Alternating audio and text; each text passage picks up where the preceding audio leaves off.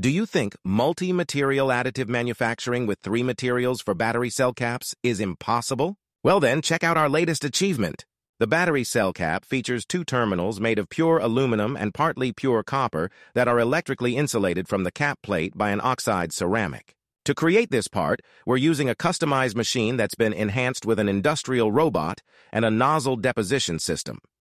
Here's how it works.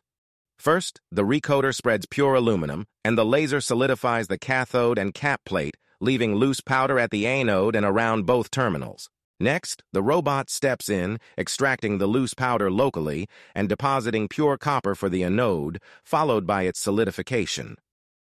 Once the excess copper powder is extracted, the process repeats in the insulation area. Ceramic powder is deposited and solidified just like the metals before. Finally, milling gets the job done.